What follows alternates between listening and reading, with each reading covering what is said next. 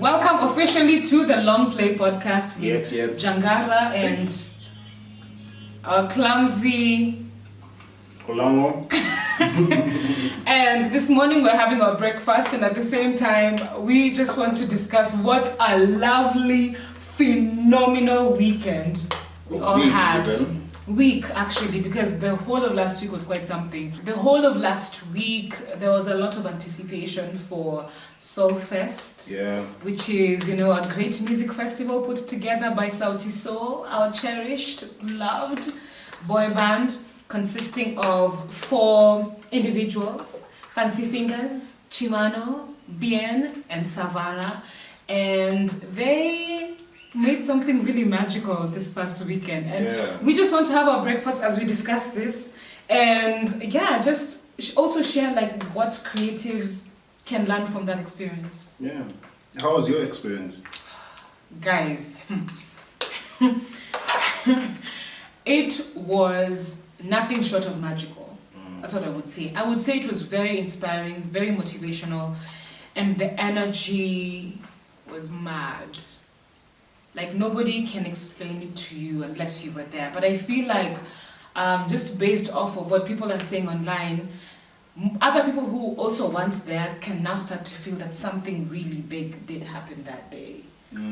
Yeah, how was your experience? Amazing, honestly. It was professional, out and out on all aspects. The crew was amazing. I guess it's a general ambience as well. I guess because of the significance of the show, with it being the last dance before a hiatus, there was a lot. Man, I had so many amazing conversations with friends, family, and there were so artists. many people. Yeah, so in general, honestly, I had a good experience. Yeah. The food was yummy. Oh, everything was good. First of all, I don't know if guys knew, but the audio engineer actually had auto-tune presets for the performance, which I found so cool, because the last time I had seen an artist live performing with auto-tune, I still have my wrist tag. But the last time... This guy still has his wrist tag, and it's been days. I'm not removing it until it naturally falls off. To be fair, I also have I took out my wrist tag, but I placed it on the table where I work. I kind of placed it up there. I'm I just want to be able to see it. We're still very, very much attached to what that experience was for us. But the last time I saw an artist perform with amazing sound that also considers auto-tune live mixing was probably Chris Brown, or AKA. Rest in peace, or AKA. And so being able to see that, shout out to Victor Mbogo for doing that. I think it was really fascinating seeing that on the audio. I wouldn't pick up on that. I don't even know what that is. But just hearing you speak about it, actually, I recognize it. And I think the bottom line of that, what creatives can learn from that specific bit is know how to pick your team. Victor is actually a musician and has also studied sound engineering, and has practiced, despite his young age, has actually practiced sound engineering at a high level across the world. And they've been together for maybe 5-6 years intentionally, both locally and internationally. He's part of the travel pack. They can't travel without him, basically, and so it's really amazing for creatives to be able to pick that up, know how to build your team and build a team that understands your language. That means if you're a sculptor and there's something that is in the sculpting that needs somebody who understands the grains of the wood, pick that person over somebody else, because that extra expertise will take your sculpting into the next level, Can I add to that? One thing I've always noticed about Sauti Soul is the people in their team. From their management team to their creative team, everybody is really crazy hardworking, incredibly intelligent. All you have to do is just sit with those people to know that they know what they are doing and that they go the extra mile. In fact, I read an article where Chimano said that their team was working them like dogs. Do you know what it means to have like a team that is that strong for you, that is for you 100% and understands your vision and dreams as big as you do? And it's the most important thing, you know? And as a creative, like, yeah, then it becomes super, super duper important to make sure that you're collaborating, partnering, working with people who are hardworking, intelligent, and who are willing to do whatever it takes. If you guys spend 3 nights without sleeping, they are spending 3 nights without sleeping with you too. Not just choosing a team based on the fact that we're friends or whatever. It's based on, hey, I know you can do the job. Yeah. And for a lot of other creatives like us, it means that we have to really look for those people. Because I feel like obviously Sauti, where they are right now, I imagine there's a lot of people who really want to work with them. So it's easy for them to kind of like pick out from the crowd who will do this and this with us, you know. But for a lot of creatives who have not reached that level of, you know, expertise yet, like, you have to just really be intentional about sourcing the right team. And that means really stepping out of your comfort zone and stepping out of the circles you are already in and finding people and connecting with people. So, because I've touched on the audio, it was amazing in general. Of course, the entire team, from the guys who were manning the stage as well. I think Paulie switched his guitars maybe every other song, and just because different guitars have different tones, so that was amazing to also see. I see. I didn't even know why. I saw that happen, but I was like, I'm just guessing. Yeah, so that was amazing to see as well. And they were so fast to cover the hiccups. Whenever there was any hiccup, like, you wouldn't notice unless... Actually, a lot of people didn't notice hiccups. Actually, yeah, and maybe guys will now look back from this video. You probably noticed because this is your area of expertise as well. Like, you understand shows and festivals and music and live performances.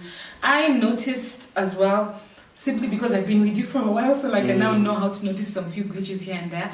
But you could see how very quickly those got sorted out. Yeah, very fast. I think one of the other things that actually I'll point out, and now I'm gonna jump into the visual production momentarily, but like I loved that everyone who was on stage that wasn't Sauti Soul or the band or the dancers were in all black. Why is that important? Because you don't take away attention from the artist. We don't notice your movements. If you're coming to pick a guitar and you're dressed flashier than the artist, it's not your job. Like, your job is to be as invisible as possible. So it was in the right step. I'll be honest, like, I don't even think I saw a photographer on stage.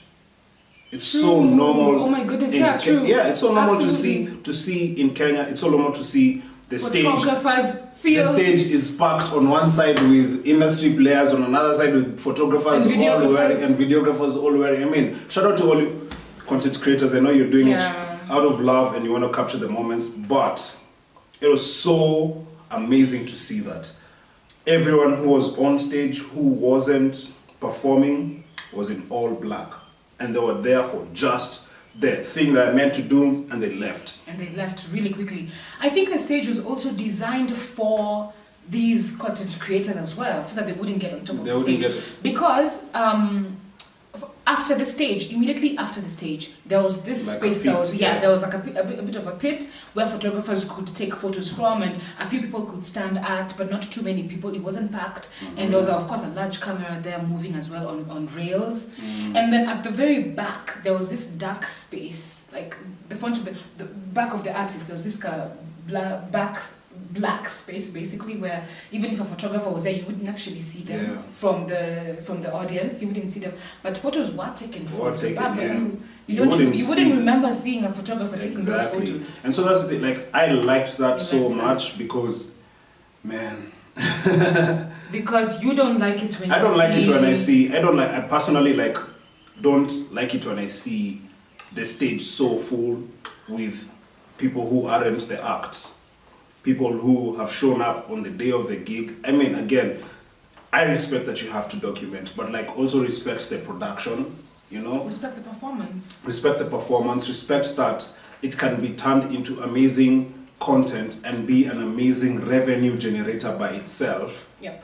And we don't want to see a random guy standing there with a t-shirt because, you know, for whatever reason, or a random even DJ or artist just there on the side, like with their phone flashlights, like, you know, it devalues the performance. It devalues the actual content that's gotten from it. Like, I remember, like, even for me, like, okay, so I walked on stage, but because my role wasn't designated, or because I wasn't meant to be on stage, you know, like the guys were just like, okay, hi Tom, excuse me, Olano, you know, we're not allowed to have guys on stage, because I'm like, guys, I understand, say no more. Like, and I just like gracefully walk off, because like I've wanted to see such a thing for the longest time, you know. So it was amazing to actually be in a space where it's actually happening, you know. For me, one of the things that I think creatives can definitely take away from the Solfest experience is, and this is very personal to me, it's allow yourself to dream big. Just allow yourself to dream big. Do you remember Solfest 2022? There was a lot of complaints, by the way, a lot of complaints on performance, a lot of complaints on timing, things were not on time. Basically, a lot of things were all over the place. Security was not good as well. But you see, what I see from Sauti is that they allowed themselves to be like, okay, we kind of messed that one up, we failed a bit at that end, but now we're gonna do something good. We're gonna listen to you, we're gonna do something great. And you know what they did for that? For that, which one? For making it exceptional in 2023, they found the right partners. They found the right partners. You know, like, I'll be honest, like in the previous, and as is understandable with a majority of artists or creatives, especially in the music space, is when you want to do your concert, then the guys who are doing the execution or the event production are your team. But that person usually does social media, or usually does your own project management, or is even your manager, but they don't have the event management experience. You know, like they haven't harnessed that skill over time. You know, so you can be exceptional, you can be an amazing PR person, you can be an amazing artist manager, but if you don't have the skill sets to do it at that level, don't pick it up just because you're trying to save costs. It will burn you in the long run, you know. And this is with all due respect to the Sauti team, you know, like, as in, they are amazing, they are exceptional at what they do, but I feel like the thing that really leveled up Solfest is they got exceptional event managers. I see. With a long backstory of working at high level. You know, they had Zahida and they had Kavutha. Kavutha has been an amazing technical and managing director and all of that for a bunch of like the top equipment suppliers, and has produced top level events. You know, Zahida has also, from her days at Safaricom through to now, has also done like your Safaricom Lives and your all those things and all those launches for big whatever products that Safaricom was launching, or even whatever marketing experiences that whatever brands that she's affiliated to has been working on, you know. So to them, exceptional event. Like, I'll be honest, like, for example, with somebody like Zahida, man, I knew her from when I was in high school.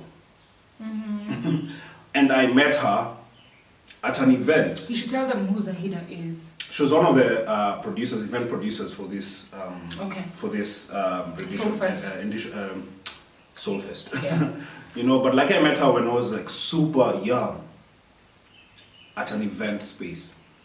So of course, there's a lot of cumulative experience. Of course. I'll be honest, like, these are family and friends tags.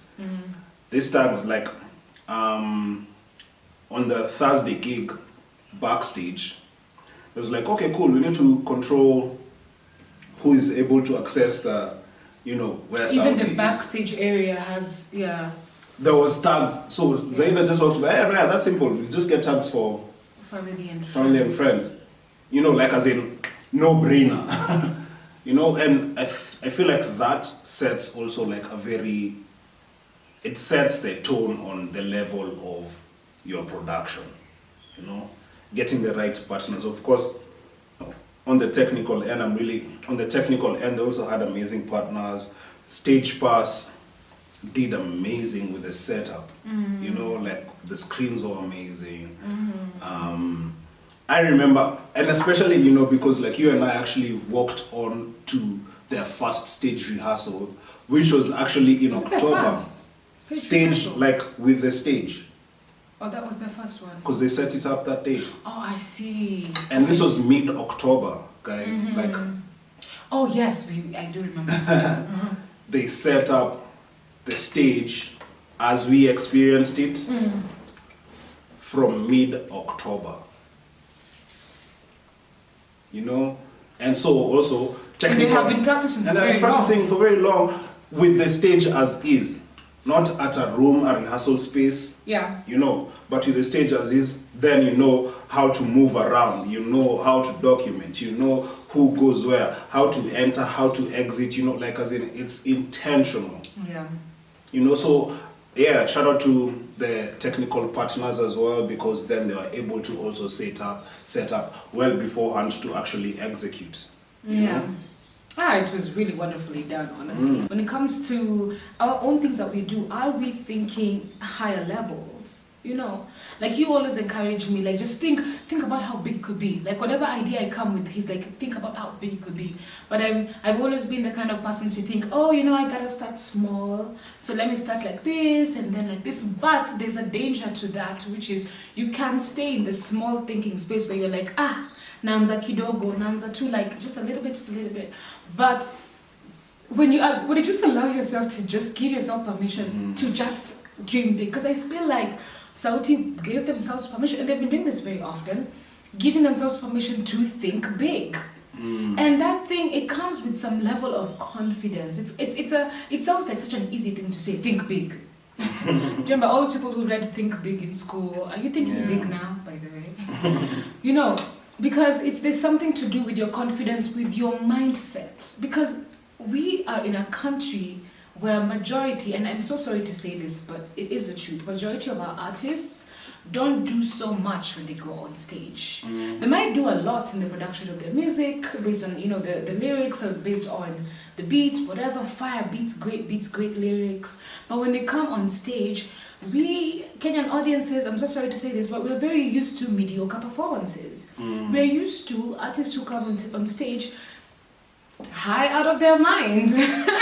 And we have just accepted that for a very long time, you see. And I felt like people are just so amazed because they realize what it's really like when a performer decides to give you quality experience. That is really why Kenyans are really in shock. Because first of all, there were many who got to experience it, but also they experienced something quality. And so there's so much appreciation and gratitude and just happiness for being able to experience that. And that is why it has challenged not just people who or the audience went to watch, but also the creators in the industry. The musicians in the industry are like mind blown together with everybody else. Let me tell you, so backstage banter. Yes. Mid-performance, when they're doing like one of their costume changes. So I went backstage. And then, of course, the backstage setup was amazing. The holding area was amazing. And you could actually be able to experience the show from there because they had set up screens and all. Yeah. And I bumped into the OG, Papa Jones. Shout out to Calligraph by day for coming through for that show. Magical. And he was like, look at this, bro. They are the best to ever have done. Like, if anyone, like, as in, he went ham. And one of the things, actually, just to pick up to your point on the whole mindset thing and tying it to what Calligraph told me, is there's a power of vision.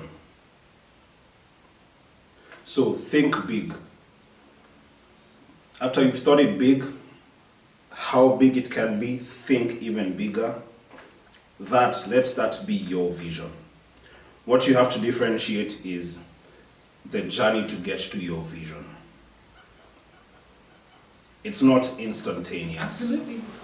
You can want to go to, say for example, you might want to go to the CBD or to Mombasa, right? And you definitely know the route. I'm gonna take Mombasa Road. If it's by car, if it's by plane, I'm gonna, it's obvious. Your vision is that's where you want to get to. That's the destination. But once you hit the road, you have to be open to, there might be traffic somewhere. You might have to deviate the route. You might have to pass through whatever game reserve to get back into, Yeah. You might run out of fuel. You might run out of fuel or whatever, like you flat tire or anything. But let it not take you away from the vision. So when I was sitting in Calligraph, he's an A-lister in Kenya, in East Africa, in Africa. In Africa, really, in one Africa, of the best rappers. I wouldn't even say, in Africa. And you could even argue the world, And one of the things that he told me was, Sauti had done Solfest. This was the third Solfest. Nyashinsky has done Shin City, multiple editions, one in Kenya, one in Nairobi, one in Eldoret, And guys ran to his comment section like, hey, what's up? You're next. What's up? And he told me, like, in truth, like I'm doing it at my own pace. It's not that I haven't thought about it. It's also, Sauti are much, okay. And it's not to say that age is anything, a determining factor. But he was like, he had to learn. He also has to learn to an extent, see Sauti do it, see Nyash do it. And he also has his vision, and he's gonna execute it when the time is right for him and his vision, according to when he gets there. So even as you're dreaming big, and actually even as you're dreaming big, let the vision stay clear, but don't rush the process. I mean, keep in mind, Sauti was celebrating 20 years of working together. 20 years. 20 years. That's 2 decades. That's 20 years of work. So really, absolutely. Because I remember, when we were the first, even before it was Sauti over, when it was just Sauti, I was probably in Form 1 and the tickets were 100 bob. There was not more than 50 of us in that room. That was the first ticket. 100 bob. 100 shillings. 100 bob, guys. That's where Sauti has come from. And this is not long ago. This is 2007. Yeah. This is 2007. Fast forward, you sell out a 20k ticket. Add extras, 25k, and sell out in even a shorter time. And sell out 15,000 tickets and sell out at 15,000, 3,500. Some of them are even 4,500. Oh my gosh. But it's taken, so the vision was clear. And I hope that after the hiatus, it's a stadium. Because then, that's a vision. That's a vision. And for you to get there, maybe you have to take a hiatus to actually okay, cool, we've done 15k. How are we gonna get to 30k? How are we gonna get to 60k? How are we gonna be able to then? And after that, after you've done your first 30 or 60k, you're like, okay, cool, maybe another hiatus. How are we gonna make sure that we're able to get these 60ks frequently? Or around the world, or because it takes strategy, and strategy can't be built in a day. Yeah. There was something interesting that you always told me, but I didn't grasp it until the night at Solfest. You always used to tell me that playing on stage as a musician in front of a lot of people is one of the biggest highs you could ever get. The feeling is phenomenal and really cannot be compared to anything that you can take, ingest, or anything like that, And I used to just nod. I'm like, yeah, I get it. I imagine it would be just based on things that I watch. But during Solfest, I really felt that energy. I mean, I definitely did not feel it to the extent of the performers, right? But it was mad already just as an audience member. I remember when we first got onto stage now to watch them performing. We had also gone for the VIP show. The VIP show had 1,000 people, but of course the fan show had 15,000 people, and you could argue even more. I mean, they could have gotten to 20K very easily. So, so yes, when we walked in front of the stage now to like really experience, not in front of the stage, but like, you know, right in front of the artists so that we could experience the show. I walked in and then I just heard people screaming like, wow! And I've never heard thousands and thousands of people scream in my life. And it felt like this rush of energy that was mad. I had so much trouble keeping my mouth closed because of how surprised I was. Like, oh my God. And I know that the people as well were feeling the energy because during the entire time and even after the show, the place was just buzzing with energy, Do you remember when Nameless said they were backstage, I think, with a couple of friends, and they heard the crowd scream? And they were like, wait, is that the crowd? And they had to run and go experience the show as well because it was mad. It was magical. This was Nameless and Microbar. Microbar from Homeboys was one of the technical suppliers. But like, they were like, we had the crowd and we had to stop just vibrating. What you're doing. And it called us, basically, you know? Yeah. And I think even like, guys from the band are saying like they felt the stage slightly vibrate. I wouldn't be surprised, fam, because it was crazy. Yeah. Hey, yo, it was really crazy. The energy was mad. People were on a whole other level. And I remember looking at the faces of Sauti, and you could see it in their faces. And even Nyash, if you even go back now and look at and watch Nyash's performance, like when he was singing, there was this, guys, I don't know if I'm going too deep, but like he just seemed like he was so happy, like so filled with energy. And the rest of them too, just being up there, like, and taking in all of this energy that they were giving people, and then the people were giving it back to them. And that takes me to the second sort of like thing or topic I feel like creatives can learn from, and this is now based on the artists. Yeah. First of all, shout out to Cheeky. The dancers worked, and Sauti and Virian Bensol also having intentional choreography within the set as they are performing, not a dance break, but holding a mic and doing dance moves. Shout out to Cheeky, that was amazing. And I know it took like a lot of work to get that done.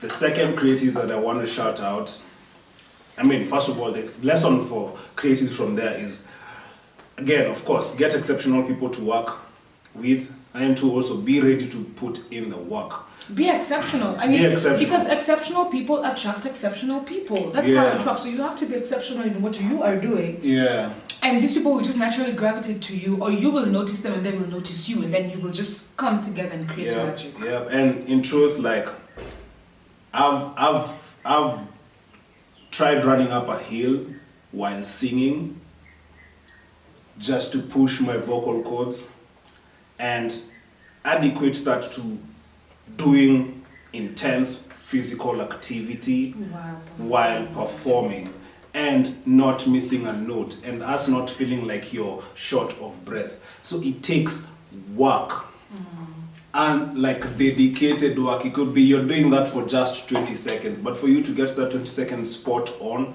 and not miss a step and not miss a note, you have to be ready to put in the work. Practice. I watched a video where Viri was like, this is after the show, a journalist asked Viri, what musical lesson have you learned from Sauti? So, practice. It was just like, if I wanted to get at that level, and he met them at a rehearsal studio. You know, he was a videographer at that rehearsal studio. And it's like those guys are practicing every single day. And this is way back. You know? So, and imagine now for them to level up the performance and include choreography to that level. the level how of much work they put in. Physical fitness, mental fitness as well, because you have to be ready, you know. Like work ethic is something that unfortunately we haven't grown up seeing a lot of. Or we've grown up seeing work ethic kind of like in a limited mindset way. And when I look at least the musicians and artists that I look, even if you look at just Nigerian artists in general, and you hear something like Burna Boy has been working all day long, arrives to the studio at 3 a.m. and he's recording and he's doing whatever. Like, people don't sleep, people grind like mad. Of course, when you're grinding, you have to be a little careful because you have to take care of yourself, you have to make sure you're resting, you have to make sure that you're still experiencing life because you could die tomorrow. But in general, just understanding, sorry, that's my phone, understanding the importance of working hard and working even harder than you think you need to work.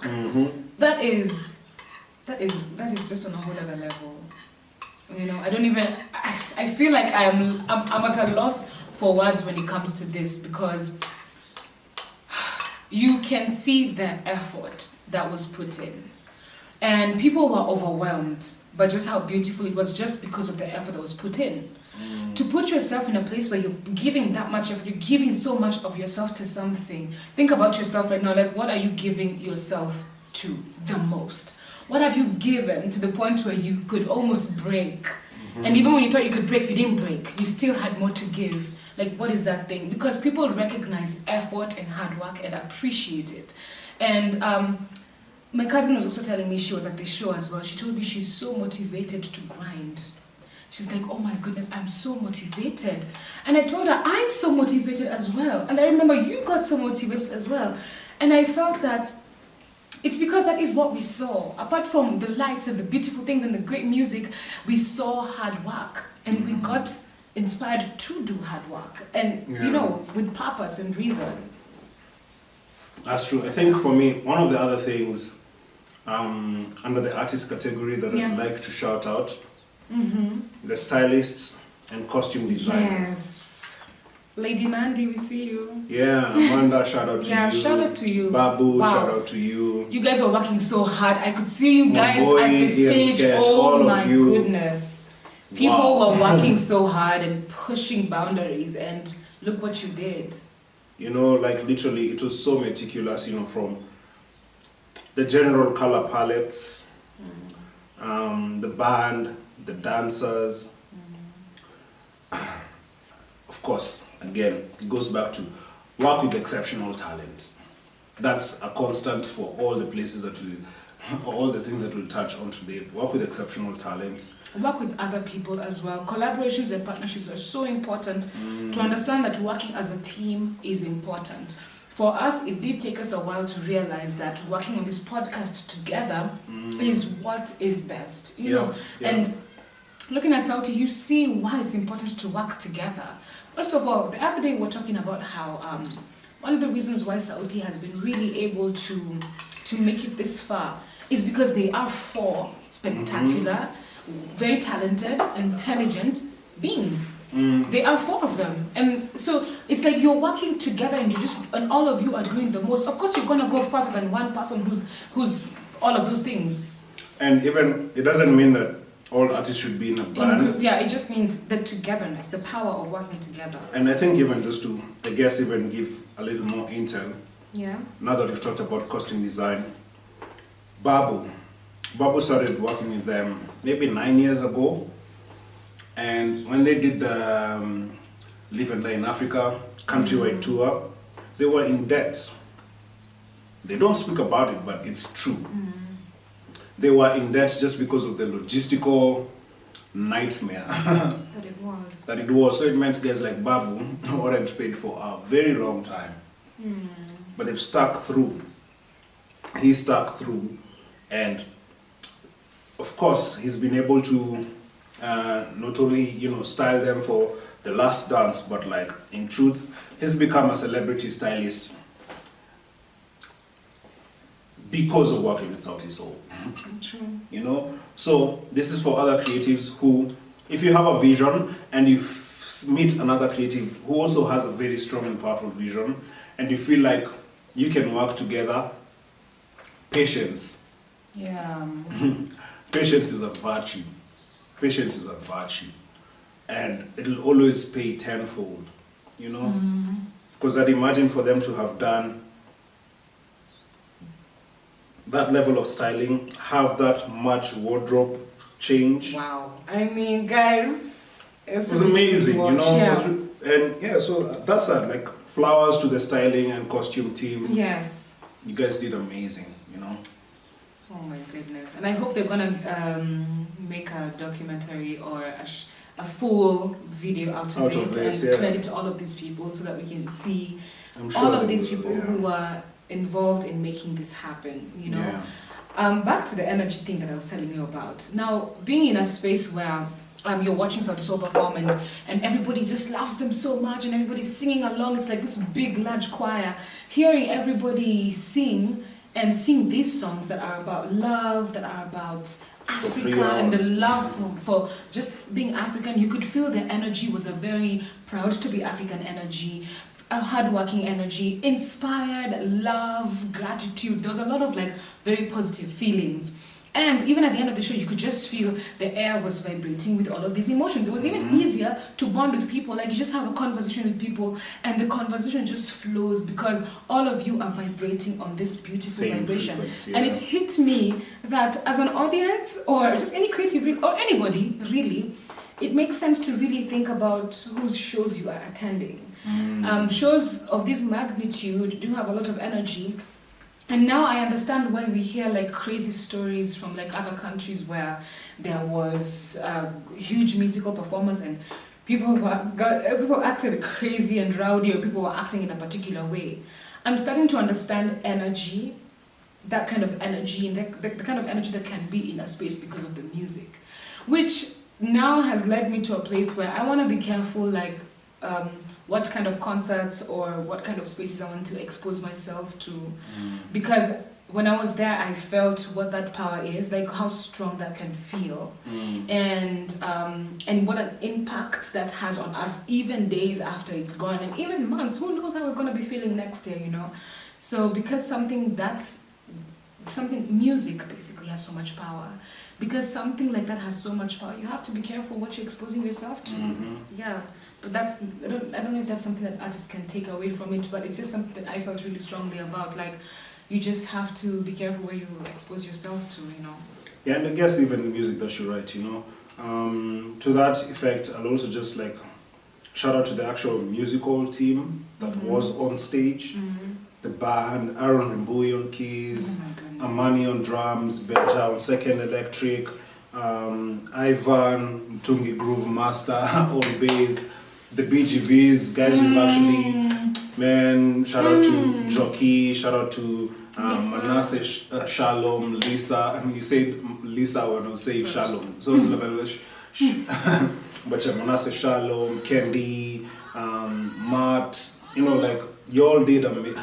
Y'all gave us an emotional experience. I felt, especially at the outro, the musical arrangement of the outro was so full of emotion that I can't explain. It wasn't a lot. It wasn't a lot in terms of many things going on, but how they fused and worked with each other, the harmonies, the sustains, and all of those things really culminated the journey, culminated the experience, culminated the energy. Shout out to you guys. That was amazing. And the visuals on the screen really matched that outro as well. I remember that outro time, we were standing next to each other obviously at this time, and I looked at you because on the visuals had all of these images of Sauti from way back when, and I was just looking at you, and I could see you blinking like over and over again because you're trying to push back tears, but eventually you didn't win because eventually you lost the fight. But I could see just how emotional it was for you having journeyed with them from way back when, and being able to see this. And for a second, I tried to imagine what you must feel like having seen them from the beginning up to now. And at the same time watching them and thinking to myself, wow, And my cousin was telling me that she was standing next to some guy who saw that many people were crying. And he was like, why are people crying? I thought to myself, wow. if you don't know why people are crying. Because it was really quite something. It was very emotional. And as we went backstage after the show was over, I remember that I was just also trying to keep the gates closed. I could also feel that I was going to lose myself and just start bawling and crying. But you're an adult, so you're just trying to hold it together. And a lot of people said the same thing. They were just trying to hold it together. But it was so deeply emotional because of so many things. Because of so many things. Like, people have journeyed with these guys. They played so many different songs. They did 3 hours of all of these songs that people relate to, love, and have emotional connections with, and definitely patience and hard work. The long play, guys. It's about the long game. It's about the long game, because I remember a friend of mine was asking me when I told them I wanted to start a podcast. They were like, and I was just talking about how I really think it's going to be big in a year, and I really would love to. And he was like, what if it takes 5 years? And I said, I'm okay with that too. And I had to also ask myself, what if it takes 10 years? I'm okay with that too. Yeah. Because if you are in a space where you just want it to happen quick, it could, but then maybe it'll blow out just as quickly. Yeah, maybe it's not deeply rooted. It's like the bamboo trees. Do you know how bamboo trees grow? I think I do, but I'm going to let you say it. But I do, I promise I do. Okay, tell me. I do know, okay, I might not articulate it perfectly, but I think it's the root kind of grows underneath for a while, and then eventually it shoots up. Yeah, so, and it can be anything from 4 to 5 years. Before it shoots. Before it shoots. And so the thing is, you're just watering. So imagine how crazy you look like to the outside world. Watering, like, and there's no plant or seasons come and go.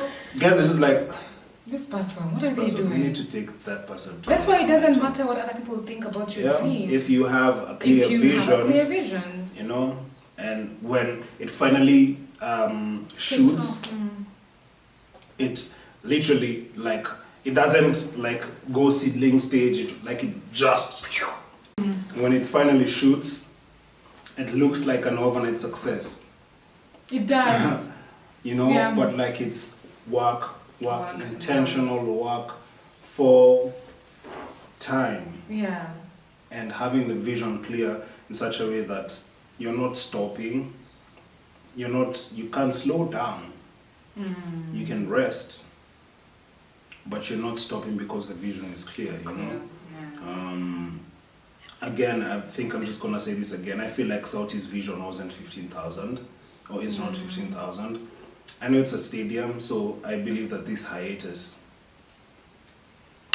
is leading us to a stadium. I don't know how that's gonna look like, honestly, but I feel like it's gonna be strong and powerful. I am looking forward to seeing more artists come out and put out exceptional shows. I feel like what Sauti did is that they also gave permission to other artists to think big and to allow themselves to have exceptional shows. And of course, that permission should not come from an external source. Else, yeah. Really, ideally, in an ideal world, you should be able in yourself to think up really great things. But I mean, we're social beings, we're human beings. We're faulty as much as we're great, and sometimes we just. Why is my phone constantly? I'm sorry, that is my mistake purely, but. And yeah, so that permission really should come from inside of yourself. But sometimes it really does help to push the needle when you see somebody else do it. It makes you feel it's actually as possible. Well. So I'm really, really hoping that Kenyans will start to see, and Africans will start to see, like, really exceptional shows that are filled with the African power and majesty. Yeah. Yeah, that's true. Of course, flowers to Sauti as well. Flowers to Sauti. Under the Thank artist you. segment. Performing for 3 hours is no easy job. Yeah. It's no small feat. Is a lot, including dance and all of that. Is a lot. Engage with the crowd. I'd like to touch on. Oh, of course, yeah. I wanted to shout out the visual team. Oh yeah, absolutely. This is Mary Beth and 50. They call him 50, but he's called David. The guys who are like running the screens as well. Shout out to you guys. That was people were so impressed to see the screens open. They're like, "Wow, BN came from what door?" from through the screen." Yeah, it was interesting. Shout out to, I believe it's called Edu. He was on lights. That was exceptional work. I liked that he accented the music, and the other thing is I liked that there was frequency match, because music is a science. Yeah. You know, like it's literally physics, frequencies, right? But then also light is also a science. You know, so like I liked that he matched when there was like minor chords. This is for Nenda Lote, which is a sad feeling song. He actually had the blue light on because it's the same frequency as the musical notes, you know. So it was amazing to see that small detail. Yeah. It might seem small, but it isn't as small because it's intentional. It's intentional work. So it was amazing to see that. Flowers to you as well, because you were part of the visual team as well, and you interacted with the crew as well, and you gave your sentiments as well to other people, and like what you think that would be great, because you do have experience in the event space. So flowers to you. Thank you. Thank you. Yeah. Who else to give flowers to? Oh my goodness. So many. So many. I feel like the marketing team or the marketing strategy or the marketing narrative really worked because the shows sold out. Yeah. You know? Yeah. There will be no tickets at the gates was the message that was being pushed so hard. So that guys know, okay, guys, we are packed. It's packed, you know. I feel like it really worked. Of course, Yeah. The Last Dance was and still is an amazing tagline. Let it be the last dance for this season. Yeah. There's a season 2 coming. I feel like it really worked in terms of narrative because it got us rallied, Yeah. got us in the same emotional space as Sauti are as they're taking on this hiatus, because it's not Literally. easy. It's not easy, you know. If you worked with guys, if you've been around guys every other day for 20 years, it's not easy to take. Yeah, of course, you still have businesses closing, so you'll still be in communication. You'll still be, you know, writing music and all of that together, or somebody will, you know, come and produce your or whatever, or songwrite for you or whatever, you know. But like I feel like the marketing narrative worked not just to sell the show, but it worked to make sure that the fans were in the same frequency as Sauti. Oh, man. So shout out to the marketing team. Yeah. You know, shout out to Sauti for doing one really important thing. At one point at the beginning of the show, I think it started to drizzle or rain or something, and then people started to push each other a little too much. And at the front of the stage, the guys who were at the very front were being squeezed a little too much, and then they started to like move almost uncontrollably to the sides, and people started to freak out a bit. And I remember Sauti were like, hush, Very like, calm. Stop. Yeah, and they literally stopped everything. The show. Stopped the show. And they were like, okay, what's happening there? No, that's got to stop. That has to stop. Wase, people, no, has to stop. And that indeed stopped. That was so important, because when I saw that, I was afraid. And so many people became afraid that this was going to be something that could get out of hand. But seeing how the artists, Sauti, care so much for their fans, enough to stop their music and their performance, because they're not just engulfed because it was time in code. themselves. You know, it's had a time code. Yeah, so it's an important thing for you to stop the show. I believe that it's still a big thing. Yeah, so like, for them to actually, because, okay, this is a little more technical, but it was like time coded. Like it's one of those, like, when you press play, then it goes for the duration of. So mid they didn't account for. I'm assuming they didn't account for, because it's God's work, really. Yeah. For them to be open to take the risk to actually stop. It shows the level of respect that they have to their fans, the level of respect that they have also to themselves. I remember I saw there's a lady who was at the very front, and I was looking at her face and she had fear on her face. And I remember I went to her and I was like, I feel for you, but don't worry, Sauti never let anything happen to their fans, okay? And she was like, okay. Yeah. It was just even mad for me to be able to believe that. I was just like, don't worry, like, you're gonna be fine. Yeah. And indeed, everything went exceptional. It's crazy because, like, like natural instincts, like, just like, I found myself like holding the rails with the bouncers. Holding the rails with the bouncers, like, okay, cool. And, like, and it really felt like, the enemy could always try and disrupt things, but like with the level head. There was so much love in the air, basically. So much love in the air. Love from Sauti to their fans, and love from the fans to Sauti. And the fans respected. And love from people to each other. Yeah, and the fans respected that, and guys held their cool. Sauti, I remember Chiman was like, okay, just stand where you are. Yeah, it's raining. Just stand where you are as we, find the calm. And guys actually were okay, cool. Because it's, and shout out to creator of creators. Shout out to God, because like, okay, so the VIP show had less people, so guys were actually under the I don't know what you call it, but like the tent or the dome, the covering. Yeah. Of course, I don't know if we have capacity to cover 15 to 20,000 people,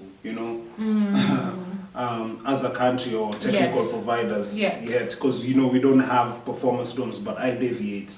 God held it down, man. Like, yes, the VIP show reigned way more than the fan show. The fan show, because the fan show at least need like God helped us during the fan show. Because the thing, when it started drizzling, okay, so I'll be honest, momentarily I also panicked, like, okay, cool, this could cause a stampede, But then I looked up to the sky and I saw the clouds were scattered.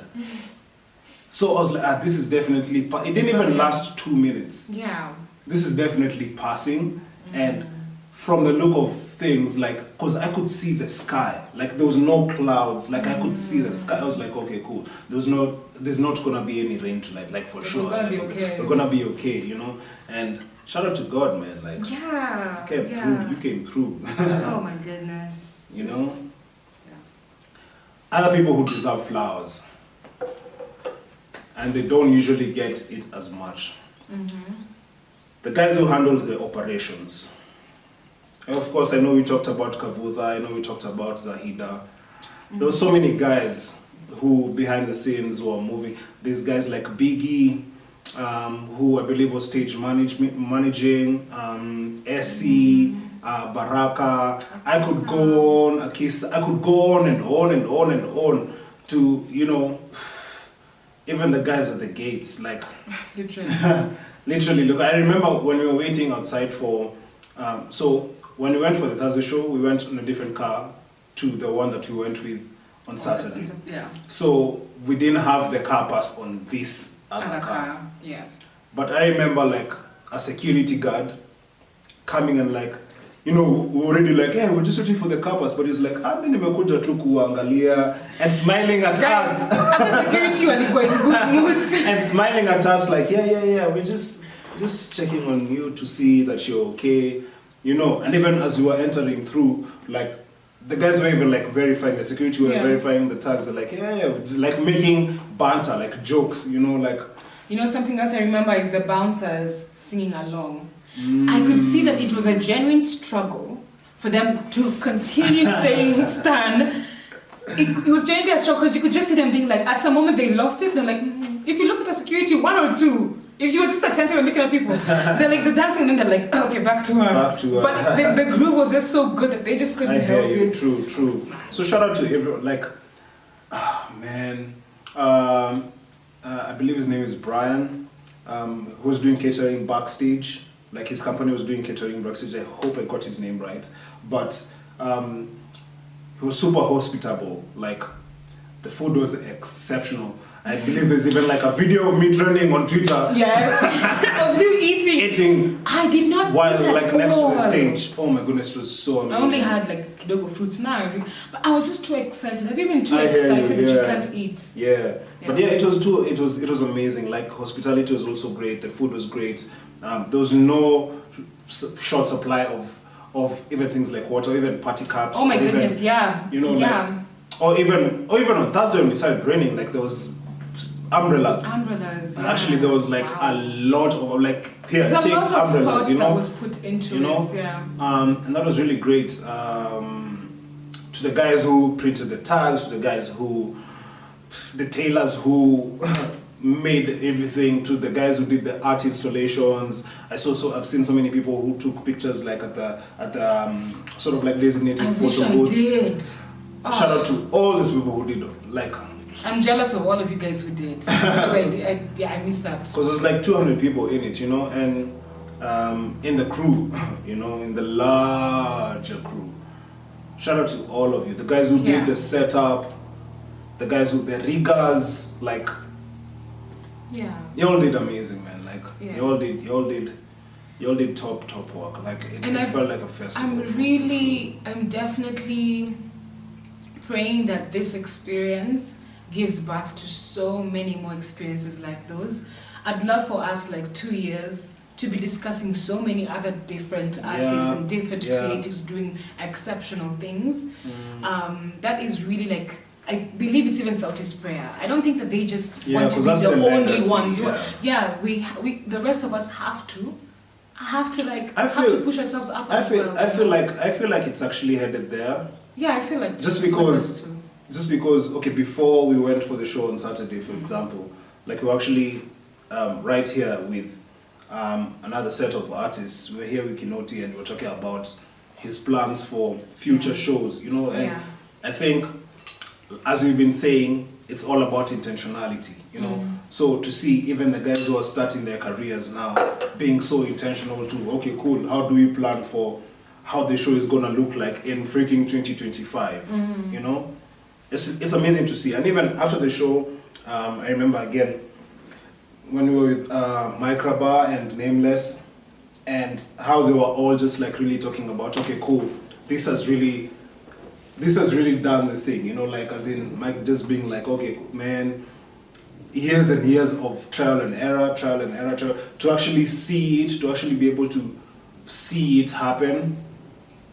I feel like it's rekindled a belief, even to the OGs in the game, because I remember having a chat with him. Like, I know once you get equipment, once you acquire equipment, you might have a beautiful vision, but then also it takes a lot to actually handle a company that has equipment, because now you go into the management of the equipment and into, you know, just getting gigs that will actually pay back and pay for and make the company profitable, you know, and it can momentarily take you away from wanting to put together a stellar show, you know. So I feel like that actually, for them to have experienced Solfest, it also rekindled a sense of belief. Yeah.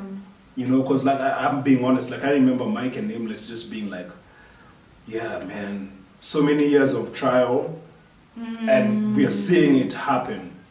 And we're seeing it happen at this level. And let's even talk about because you also mentioned this, let's even talk about the commerce. Let us talk about the commerce. Please, take this on. Quick math, 1,000 people VIP at 20,000, that's 20M. An additional maybe 200 at 25K, that's 2.5, that's 22.5. Okay, so there's 3.5 and there was 4.5. Let's average it to 4,000. 4,000 times 15, that's 60. Plus the 2, plus the 22.5, that's 82.5 million Kenya shillings. That's right about maybe 800,000. That's close to $1 million mark, guys. Like from one show, like the commerce aspect. Because I remember, Mike pointed that out. Like, creatively it's worked, but on the commerce as well, it's worked. Let's not talk about the That's why it's a beautiful time in history. Let's not talk about the partners that came through, like even the financial sponsors, like Coca-Cola, Coca-Cola's, all those guys, Koal and all them guys who came through. But like, let's just look at what ticket sales. Yeah. Because like as in coming from an event organizing background, like we're usually like, you want to make your money from tickets. Yeah, I hear that all the time. You will make your money from tickets. So you have to either find sponsors. Yeah. And ticket sales. Just tickets generated 82